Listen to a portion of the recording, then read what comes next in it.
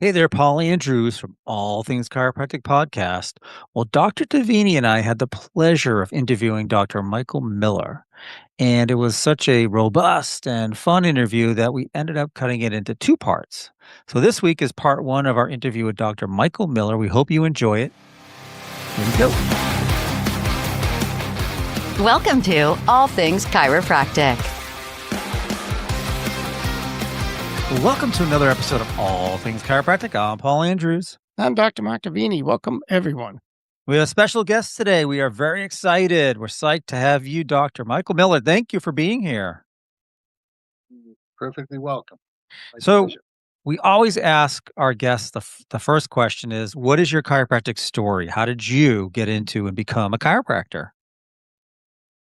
Mine is a little convolutional because initially I was at Boston University, pre-med, and I decided to do some research at the BU Medical Center on neurosurgical developments as far as dealing with issues with certain patients who had issues, brain issues, where they were unable to concentrate or keep their train of thought in one direction. They were working with different medications, chlorpromazine and some other medications to try to see. We were doing experimental studies with rats that had lesions of their brains artificially induced. And with the medication, they were able to concentrate on tasks that we designed for them. And they would not keep their eyes off of the lights or any type of signals we had in the cage once they were on the medication. So I was going along the lines of going into a neurosurgical background until some of the physicians that I was working with and some of the PhD people said that I should consider chiropractic because Seriously. if they Wow. had the opportunity in their days, they would have wanted to look into something more natural that had different subspecialties. That's Sports amazing. medicine, neurology, How long ago was that? radiology. That was back probably over 47, 48 years ago. Here in 'Cause I've been in practice Massachusetts, 47. neurosurgeons said that to you. Yeah, yeah. Wow. And they said, if you go into neurosurgery, we need to warn you of one thing. It's very, very depressing because once we open the skull and the brain is exposed, it usually does damage. So a lot of these cases have negative outcomes at the end, or they remove a brain tumor on a patient and somehow or other it reoccurs. So it's not what you Wow. expect it to be. And they pretty much turned me against it. And as Wow. basically they challenged me. They said, why don't you go to one of the chiropractic colleges just to sit there or talk to some patients and see what you get out of it? So I went to Palmer College of Chiropractic in Davenport, Iowa, and I sat in the waiting room of the clinic and I started to ask some patients that were there. I said, why are you seeking chiropractic care? Have you had medical care prior to this? And they all had similar answers to it, that they basically tried the medical approach. It was unsuccessful for them. It was more, what pharmacologically can we do to decrease your symptoms? And once they saw a chiropractor, it seemed to get rid of the source of the problem and they were able to, lead enriched lives. So Wow. first I thought I was being brainwashed by people. Yeah. And I then have I to just say, decided, Yeah.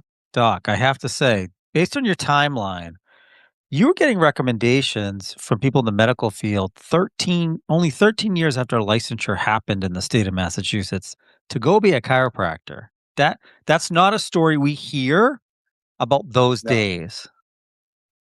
yeah, it was unusual, but these doctors were very honest with me.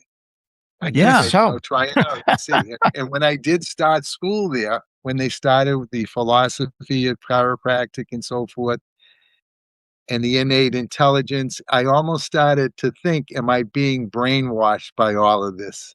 Until you could actually visit the clinic and you could hear repeated stories of success from patients. Nice. But they didn't say Yeah. go be a GP or something No, else? no, they didn't tell me to go into another aspect of medicine. They said maybe this would be a good that's what they would have done because Wow. they said there were all different specialties and subspecialties within the realm of chiropractic. Are those doctors still in practice? Those surgeons still around by any chance? Do you know? I'm Did sure you they're stay not in around any contact with a them? lot of them have a lot of them were in their late 60s, 70s. I see. Yeah. Yeah. Wow. That's Well, even that's more pretty amazing. impressive Yeah, then, I know. you know? That they would I know. recommend chiropractic to you, and hey, you were Exactly. smart enough to take that recommendation. That's pretty Yeah. crazy. Well, I took it, I changed course and did an about face, and, to this day, I'm very happy I made the decision. A lot of people will always say, "Are you dissatisfied that you didn't go into medicine?" I said, "Not really, because I enjoy what I do every day." Wow.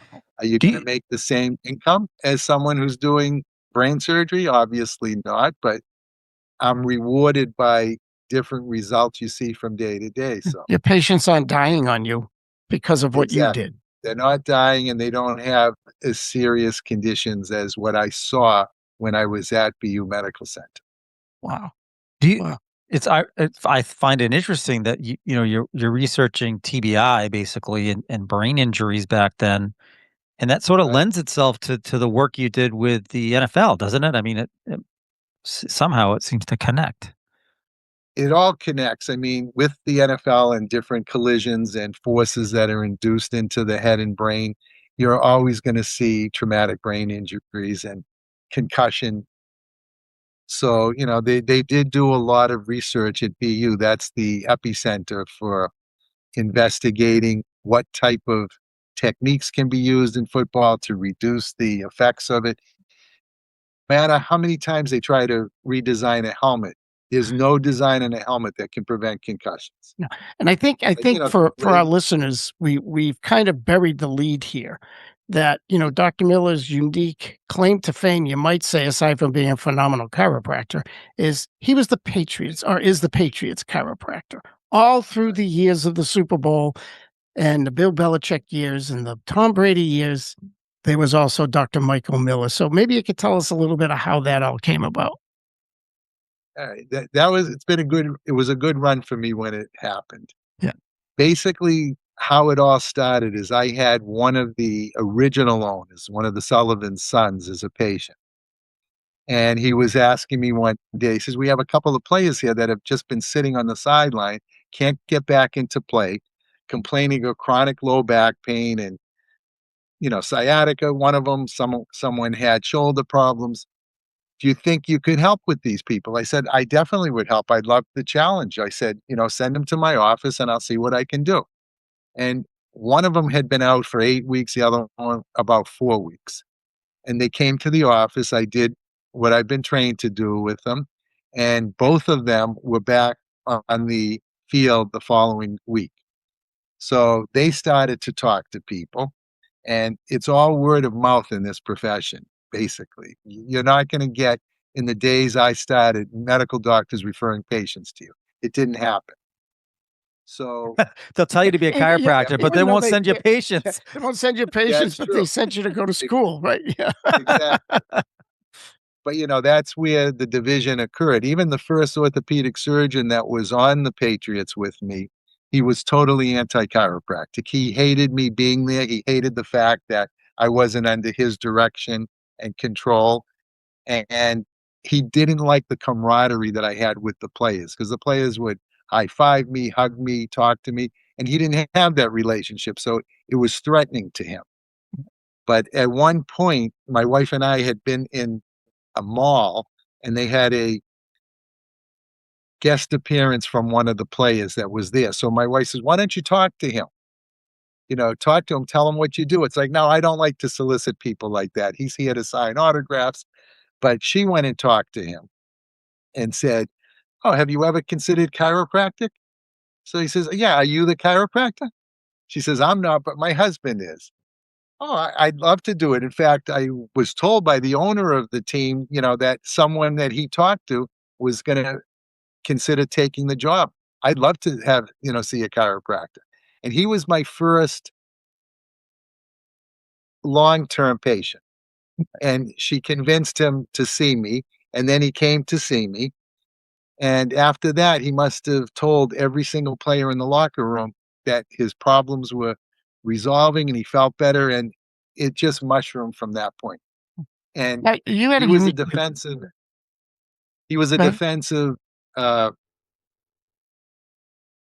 tackle in the NFL. And what happened is after his career was over with the Patriots, he was so impressed with the results he had as a player and to, allow him to play further on in his career that we talked him into going into chiropractic. So he Oh, he Wow. wound up getting his chiropractic degree Did he and go to Palmer? practiced in South Carolina. He didn't go to Palmer. Oh, well. He went to Life Okay. because he was from that area, so he he's Sure. from wanted to the be area. down south. Oh, wow. And he was in practice for a good 25 years before he retired. So he started Wow. well after me and retired well before me. Yeah. Well, you kinda had a nice unique relationship with the team, right? I mean, you had a regular ongoing relationship. They weren't just specifically injury No, specific. no, What no. no, You know, you saw them. my role in the team that I felt was to be an educator. So I like to explain to each player what we were doing, why we were doing it, the significance of having proactive care to not only treat injuries as they occur, but prevent future injuries from occurring.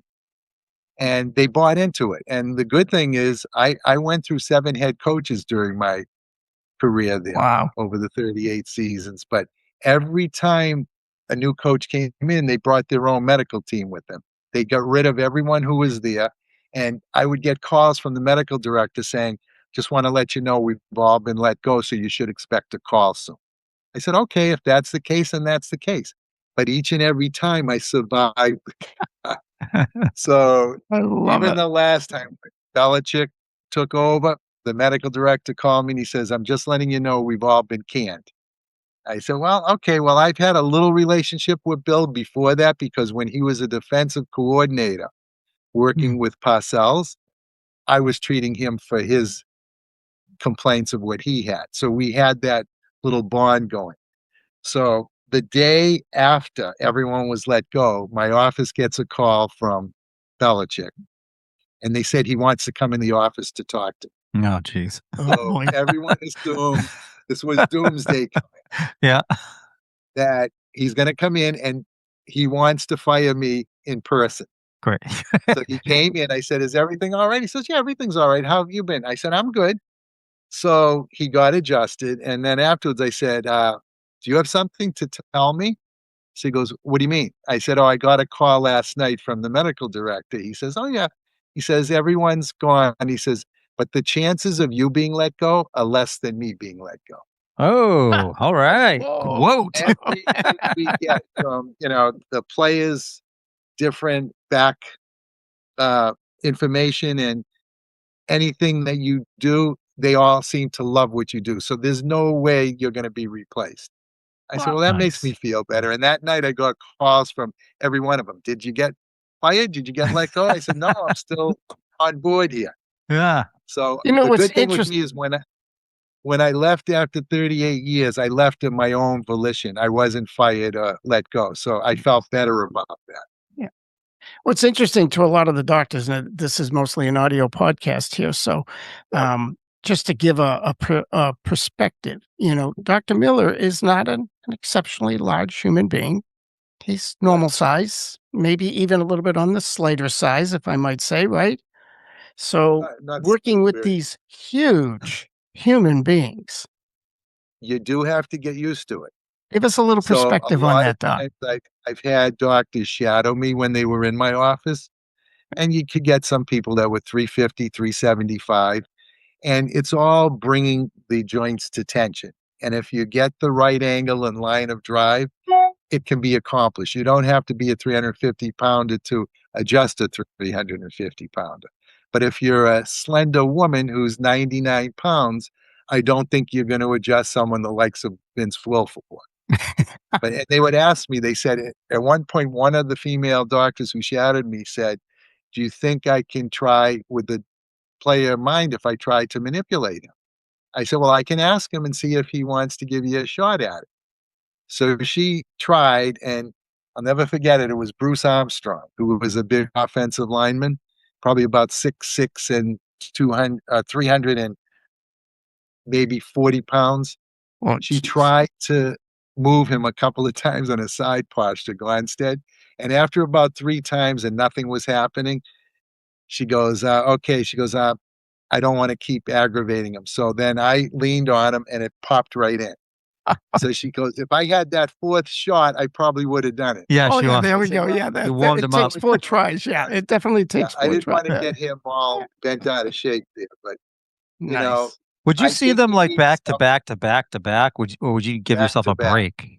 Wow. Now, during a game, a Sunday game at the stadium, I would average over 30 to 35 players per game. So anyone that was going to be active in the game basically got treated before the game.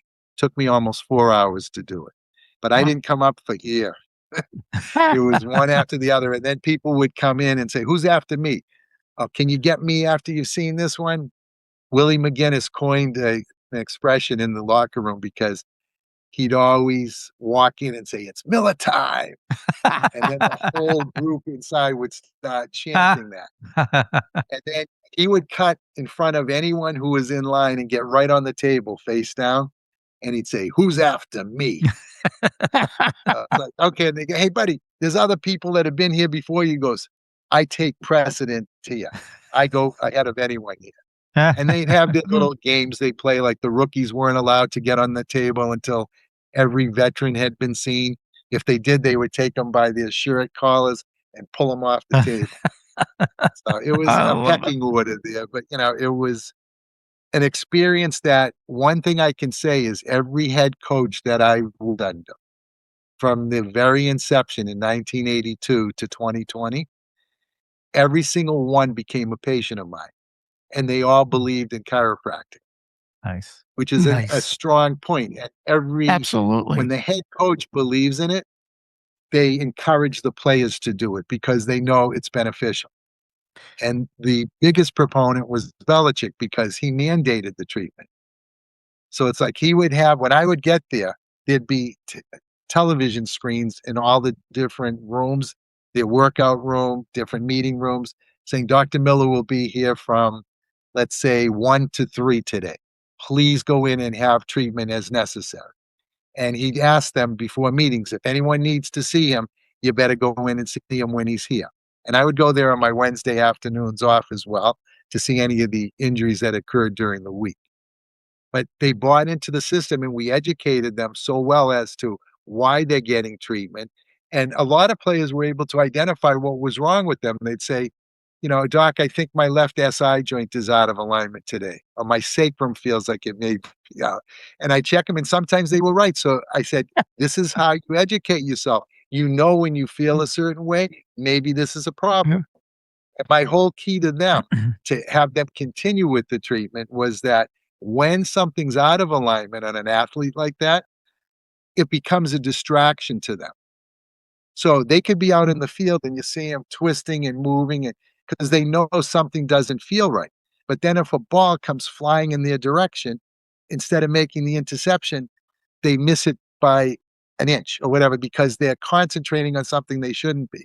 So when they play naturally and they don't think about that, the distraction's removed. So I said, all we're doing is we're removing the distraction from. Doc, can I ask you But, this?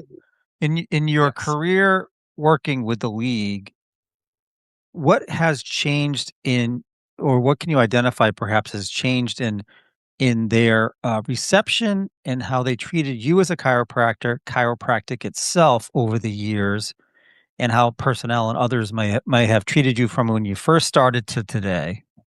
From when I first started, you were more of an intruder into their territory and you Mm. had to prove yourself. So what I did right away is I'm not an expert on marketing, but the NFL Players Association, I got involved with them and became a member with them. And I said, at that time, I was the only chiropractor in the NFL, and there's Wow. 32 teams.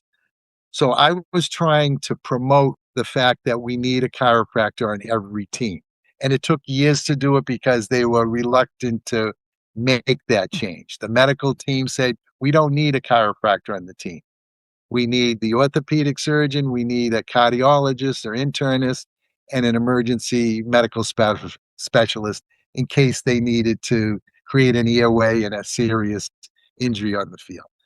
And over the years, they realized, because seeing the players line up to get treated, it's like, wow, this is something, at one point, one of the refs came in and he was in the back of the line. It's like, what is he doing there? And he thought it was a line to get a meal. So he was waiting to get a meal. It's like, no, no, no, this is the chiropractor that we're seeing now. Oh, I'm sorry. I thought you were all waiting to get something to eat. Oh, that's But, funny. Yeah. over the years, it became much more acceptable. And I convinced the NFL at one point through the Players Association to do research with every team. And when they did get a chiropractor, that was what the report card was that you hear about sometimes in the newspaper. Each team has a report card. They grade how the medical staff is, training staff, the locker room, the meals, the travel, and so forth. And once we got a couple of my friends into the NFL for the Dolphins, for the Ravens, they started to see when the players filled out these reports, the chiropractic part of it was getting a 10 out of 10 all the time, as far Wow. as results of what the player Hmm. felt most benefited them.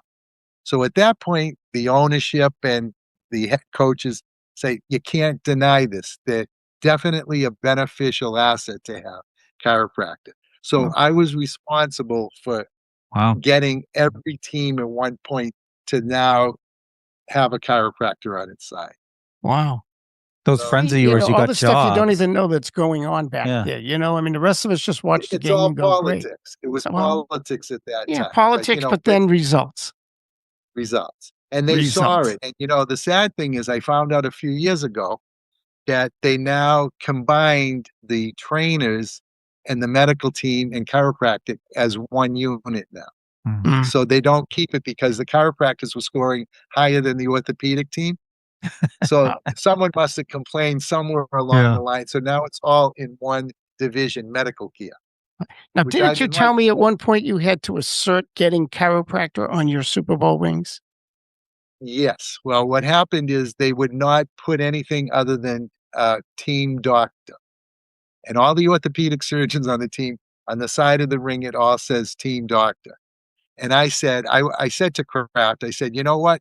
I want my profession recognized because this profession has helped the NFL and it has helped these players in their lives and their performance. I want chiropractic to be recognized. So I wanted to say team chiropractor and I got them to do it. So They're Amazing. certainly big all of enough to fit the word. well, it says I have one with me now. I'll see what it I don't know if you can make it out here, but it will say team. Let me see if you can see that. No, pull it back to you a little bit. Yeah, there Oh you go. yeah. Team it says Miller. Yeah, Team Cairo. Yeah. Yeah. So Nice. we got it in there. And the orthopedic staff was mad afterwards. They said, how did you get yours? Too They bad. wouldn't put the part on it. It's like, Oh, well, all I right, wait a asked. minute. To all those people out there that we're from Massachusetts. So let me just ask you this question. How many of those rings do you have, Dr. Miller? I have 6 Super Bowl and 5 championship rings. 6 Super Bowl and 5. So to all the other teams out there that are trying to say they're the best, let's just sit here for a minute and think about 6 Super Bowl rings and 5 championships. I So love it. we always had a joke going with me and Brady because Brady in total has 10. He has 7 Super Bowl and 3 championship. So I beat him out by 1 ring. So the only other person in the world that has Hey. more Yeah. than me is Belichick. He has 12 because he got 2 rings from the Giants. Right. Oh, that's You know, cool. You only have so many fingers, right? that's it, It's I fun to have it. To me, it's more of a kibitz when you go out somewhere because they make them so that they're flashy and obnoxious. So wherever you're sitting, people would notice it. Say, "Oh, is that a Super Bowl ring? How'd you get one?" And my wife is always very defensive, so they sometimes say, "You got one too?" Oh, She wow. goes, "No, no, no. He didn't get one. He earned his." That's it. It wasn't Now, just didn't you given tell me at one point you can't have more than 2 of them out because of your insurance company at one time? at certain events that I went to. Right. I don't know. I got to tell you a funny story. When I went to one of your seminars, I don't know if you remember what happened, but I brought like 3 rings, You brought Yeah. 3 rings, yes, I re and a lot of the my wife doctors is one of those pictures, so she that says has it. hi. Okay, great. So a lot of people, they want to try it on. They want to see what it looks like. And, I'm a member of the Professional Football Chiropractic Society. Mm. So every year they put on a symposium at the NFL Combine. So the doctor from the year before that won the Super Bowl, once you win the Super Bowl, you get a Super Bowl ring in June. So the Super Bowl is played in February. By June, it's produced and you're given the ring. So in March of the next year, they will bring the ring so people can see it. And we have areas where they can look at them, try them on. So, they get impressed by it. Sure. When I went to your seminar, we had 3 of them out and I said, okay, everyone can, try them on, take pictures. And all of a sudden, after about a half an hour, I think it was you or something, Dr. Miller has to, leave now. So could everyone please get everything together? And I get 2 of the rings back. Oh, geez. And the most recent one I don't have. So I went into a panic mode because it's like, I've never had it. We're missing one. Yeah. It's like, does anyone know what happened to the 3rd one, or is anyone else still trying it on? No answer from anyone. And then all of a sudden, a girl came running from the hallway. She goes, "Oh my God, Dr. Miller, I'm sorry. I put this on and I couldn't get it off. I had to go to the restroom and put soap and water on to get it off my Oh finger." my gosh. I said, "Oh, you What a just gave panic. me basically a cardiac arrest." I had no idea that happened at our Yeah. conference. Hey, But hey, it hey, was doc. funny. Yeah, that's my story, and I'm sticking to it. Yeah. That's Yeah, right. Darn, he noticed. Oh, man. Thanks for listening to All Things Chiropractic. We'd love to hear from you. Visit allthingschiropractic.com with comments, episode ideas, or questions. Or connect with us on Facebook and Instagram at All Things Chiropractic Podcast. Be sure to join Dr. Mark Davini and Paul Andrews next time for another episode of All Things Chiropractic.